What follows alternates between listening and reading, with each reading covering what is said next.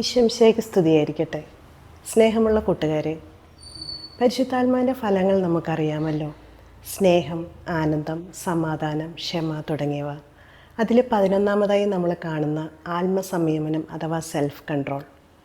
ആ self control സ്വന്തമാക്കാനായിട്ടുള്ള ഒരു കൊച്ചു ശീലമാണ് നമ്മളിന്ന് പരിചയപ്പെടുന്നത്. ആശയടക്കം. നമ്മുടെ കൊച്ചു കൊച്ചു ആശകളും നമുക്കിഷ്ടമുള്ള എന്നാൽ നമുക്ക് വേണ്ടാത്ത ചില ആഗ്രഹങ്ങൾ വേണ്ടെന്ന് വയ്ക്കുക. അതാണ് ആശയടക്കം എന്ന് പറയുന്നത്. ഈ ആശയടക്കം പരിശീലിക്കുന്നതിലൂടെ നമ്മളെ തന്നെ ഡിസിപ്ലിൻഡ് ആക്കാനായിട്ട് നമുക്ക് സാധിക്കും. ഉദാഹരണത്തിന്, നല്ലൊരു ചോക്ലേറ്റ് കണ്ടാൽ അതെടുത്ത് കഴിക്കാൻ തോന്നുക. അപ്പം നമ്മളെ ആ ആശ നമ്മളൊന്ന് മാറ്റി വെച്ച് കുറച്ച് സമയം കഴിഞ്ഞ് കഴിക്കാമെന്ന് വിചാരിക്കുന്നത്. അല്ലെങ്കിൽ നമ്മൾ പഠിക്കാനായിട്ടിരിക്കുമ്പം ടി വിയുടെ സൗണ്ട് കേട്ടാൽ ഓടിപ്പോയി അത് കാണണം എന്നുള്ളൊരാഗ്രഹം, ആ ആഗ്രഹത്തെ നമ്മൾ വേണ്ടെന്ന് വയ്ക്കുന്നത്. ഇനി അതും അല്ലെങ്കിൽ നമ്മൾ പള്ളിയിൽ വിശുദ്ധ കുർബാന കാണുമ്പം ആരെങ്കിലും അതിലേ പോവുകയോ ഒരു സ്വരം കേൾക്കുകയൊക്കെ ചെയ്യുമ്പം അതെന്താണെന്ന് അന്വേഷിക്കാനായിട്ട് നമുക്കുള്ളിലൊരാഗ്രഹം വരുമല്ലേ. ആ ആഗ്രഹത്തെ നമ്മളൊന്ന് വേണ്ടെന്ന് വയ്ക്കുക, അതിനെ ഒന്ന് അടക്കുക. അതൊക്കെയാണ് ആശയടക്കം. ഈ വർഷം നമ്മൾ ഡിജിറ്റൽ വെൽനസ് ഇയറായിട്ട് നമ്മൾ ആചരിക്കുകയാണ് അല്ലേ.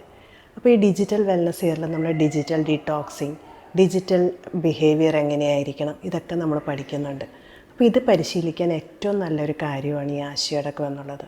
നമ്മുടെ സ്ക്രീൻ ടൈം കുറയ്ക്കാനായിട്ട് നമുക്ക് മൊബൈൽ എടുത്ത് നോക്കണമെന്ന് തോന്നുമ്പം നമ്മളതൊരു ആദ്യം ഒരു 5 മിനിറ്റ് നേരത്തേക്കൊന്ന് മാറ്റി വയ്ക്കാൻ ശീലിക്കുക. പിന്നെ അതൊരു 10 മിനിറ്റ്, അങ്ങനെ നമ്മുടെ ആ ആഗ്രഹത്തെ, ആ ആശയം നമ്മൾ വേണ്ടെന്ന് വയ്ക്കുക. അങ്ങനെ ആശയടക്കം നമുക്ക് ശീലിക്കാം. ഈ ആശയടക്കത്തിലൂടെ നമ്മുടെ ഭക്ഷണശീലം, സംസാരം, നമ്മുടെ സമയം ഇവയൊക്കെ നമുക്ക് നിയന്ത്രിക്കാനായിട്ട് സാധിക്കും.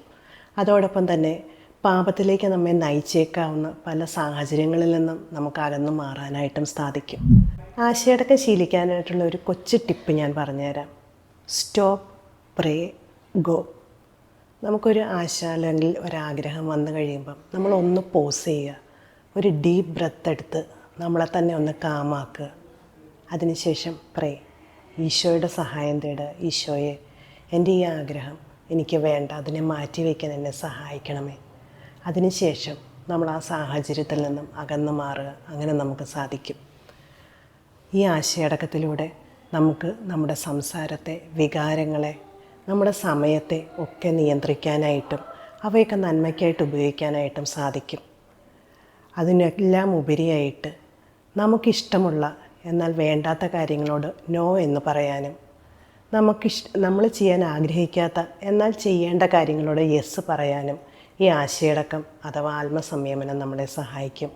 അങ്ങനെ നമ്മുടെ ലൈഫ് ഡിസിപ്ലിൻഡ് ആകും, നമ്മൾ വിശുദ്ധിയിലേക്ക് വളരാനായിട്ട് പ്രാപ്തരാകും. അപ്പോൾ ആശയടക്കം എന്ന ഈ കൊച്ചു പുണ്യത്തിലൂടെ നമുക്ക് ആത്മസംയമനം പരിശീലിച്ച് ഈശോയുടെ നല്ല മക്കളാകാനായിട്ട് നമുക്ക് ഓരോരുത്തർക്കും ശ്രമിക്കാം.